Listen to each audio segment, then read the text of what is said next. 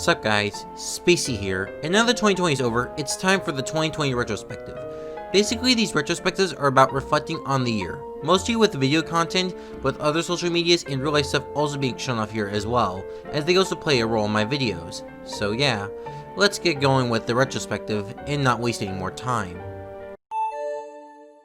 Well, first, let's get this quickly, since it's a very complicated topic overall, but this year in terms of real life stuff is rather meh. Mostly because I didn't really do anything. Most of the places I wanted to go to were cancelled, but nothing really went wrong either, as no one died and nothing really bad happened. I know I'm ignoring the virus in the room, but that would enable me to go on Mr. Enter-esque tirade about my views, and I don't want to get into that. Overall, my real life stuff was meh, and most of the uninteresting stuff of the year just is because everything was cancelled. Not as bad as the SJWs who call it the worst year ever, we'll say, but yeah, it's not really that great overall. Glad these videos managed to keep me busy throughout the year, however. Now we get onto a bigger part of this year. That was my social medias. First off, I was way more active on Discord and talked to way more people in the fandoms I was already in. I was also introduced to many new fans this year as well, mostly with Frogger, but other series as well. This passion also managed to make Bubble Bobble tweets go on for a year at this point. Glad to see Bubble Bobble and Title fandoms are so passionate about their series, like, it's genuinely impressive. Finally, in terms of social medias, is the most impressive thing that has been done this year. I have become a moderator for things that have happened before Yandere Simulator, along with a few other people. They're now good friends of mine. I'm floored by this ever happening in the first place, and I hope our moderation makes this account live on for as long as possible. I also made new friends this year, notably Bracken Neutron 37, who was one of my inspirations for YouTube and my content I produce. So yeah, social media has filled the void in me when it comes to socializing, and I feel like it's a pivotal point when it comes to my life, to be honest. But now, let's get into the meat and bones of this video, and that is my video content. I had 3 video platforms this year: YouTube, BitChute, and Lair. Yeah, the platforms outside of YouTube didn't take off too much. For BitChute, I honestly forget that site exists most of the time, and I don't pay attention to it as much. As for Lair, yeah, it was a shambles by the end of the year, but I'm still hyped for the new Lair coming out soon. Hopefully it's more stable than the previous Lair. Seriously, uploading to Lair felt like Russian roulette. And as for YouTube as well, nothing really happened. It was just your typical YouTube stuff, outside of Kappa, which, outside of some false flaggings for inactive channels, didn't affect YouTube that much. But a mixed audience option would have helped a lot in order to make content more fair. But nope, YouTube just can't use it. But yeah, nothing too much on that side. So now it's time for me to reflect on the content I did make individually, since some of that content has some thoughts I want to share. Though I will add exceptions, and those being the jibber jabbers, since honestly those are just more of my thoughts in a very unedited fashion, and memes and archives on my other channels, since they're memes and archives. They don't necessarily count towards any of my series that I do. So yeah, other than that, let's get on to the content that I made. Now, this video was the first video I did after a hiatus, which that hiatus is a deeper subject into my history, so I'll save that topic for later. And I feel like it's a major improvement from those videos that I did previously. Mostly with improving my microphone, my editing software, and making scripts. Yeah, I didn't do scripts previously, but once again that is another topic for another day.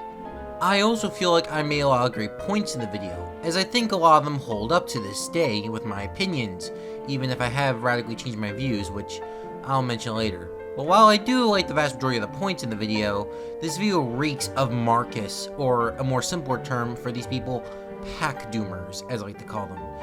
This mostly applies to numbers 9 and number 1, but I still think a few of the other points do kind of get a little bit further into that side. Not as much as number 9 and 1, but they still reek a little bit of that side. And I seriously question my music choice that I did for number 7, like, that was a very odd decision. Other than that, I think I do like the video still, and I think it holds up for the most part, even if some of my opinions do kind of reek nowadays. So yeah, I think this is a good video I made. Now, this is a video I have the least about to say, personally. I just think the video was solid overall. Maybe lacking a few areas a bit, but overall a good video about a game I really like, and it's very underrated. Also, I can't wait to talk about the 2008 Pipe Mania game as well, since it's a great game as well, even if no one talks about it. Well, well, well. Super Epic Gamer, you were one odd experiment of mine.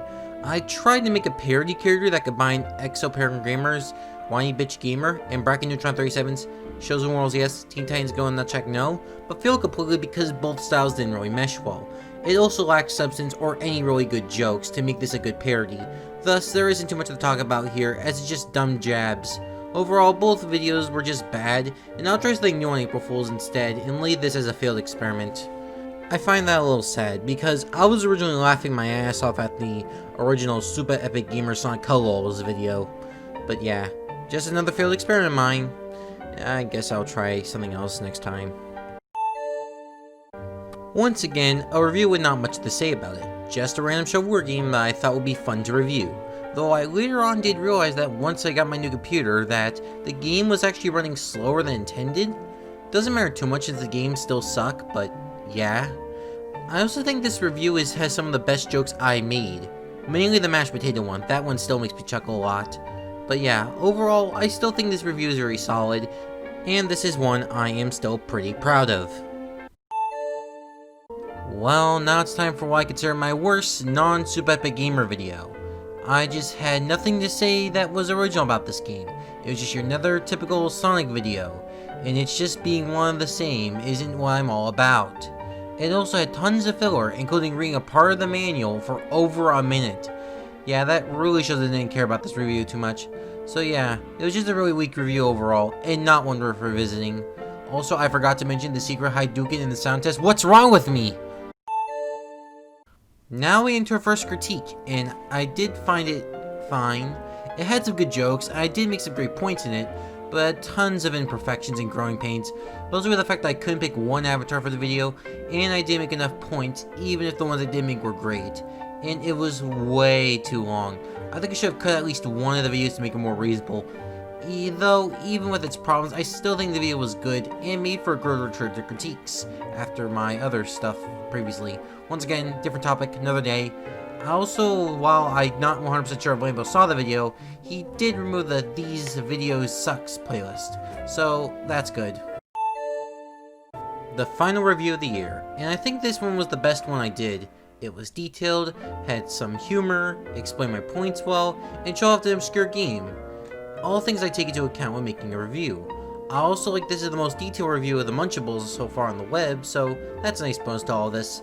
That is all I really need to say since there's nothing really too much to add, besides how great the review was in my opinion. Still really proud of it.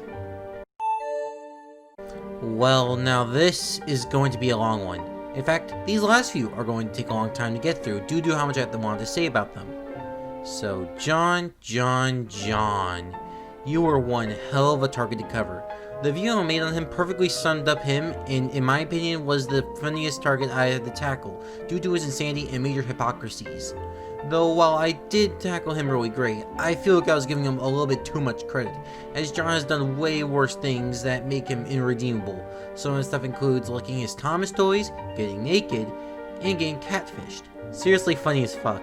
And if you want more info on John's more private antics, go find Chamber of Reavers Lockout Archive episode 9.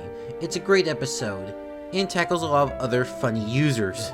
Except for Magic Critic, I don't even really think he's that bad.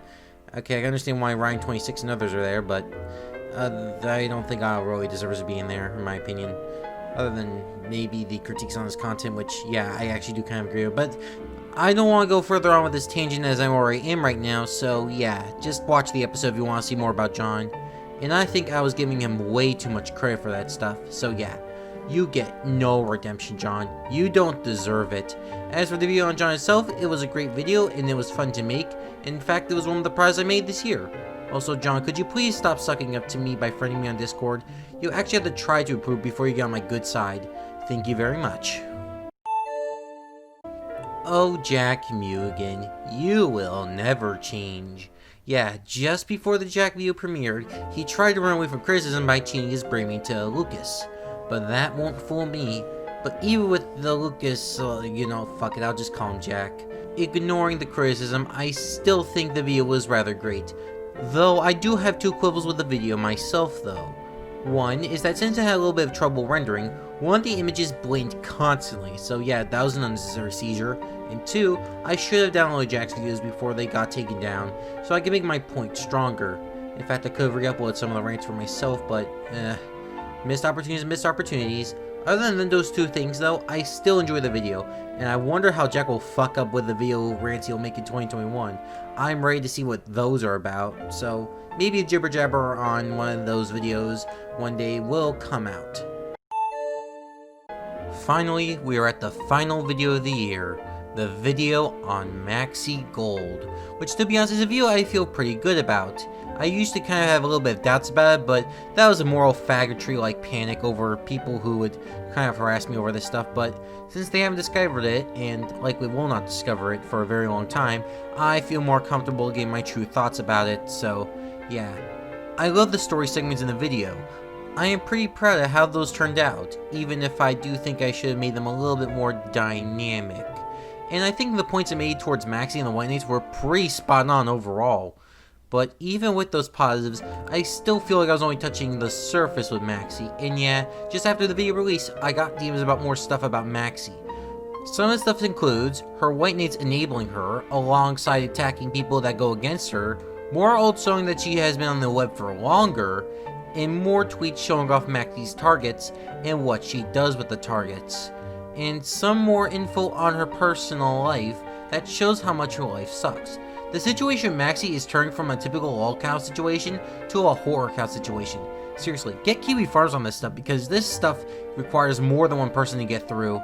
I sort of feel bad for Maxi since she's a victim of her outside sources not dealing with her properly. It's truly sad indeed, and kind of what happens when you don't treat an autistic person, well, like any normal functioning human being. It's a truly sad case indeed. So yeah, that's all I have to say about the video and Maxi herself. Overall, I do like the video a lot, and I think it's one of my proudest works this year. It's still a little sad though how Maxi turned out.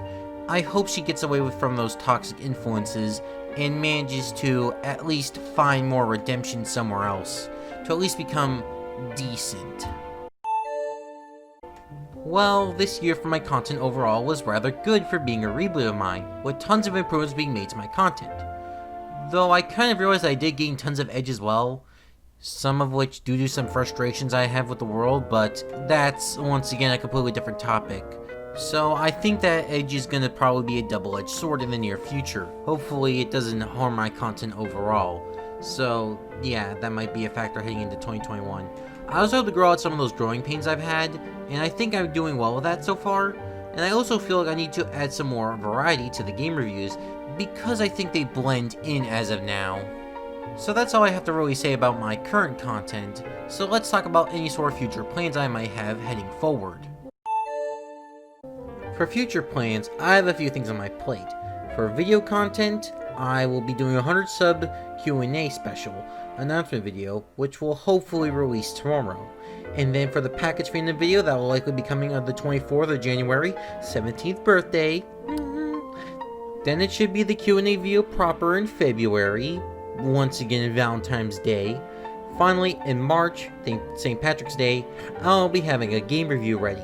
Of which game, I'll keep a surprise. After returning to game reviewing, I'll be following a schedule of review, which will be the 6th review, critique, the 6th critique, review, critique, and then that cycle repeats and repeats and repeats for the end of time.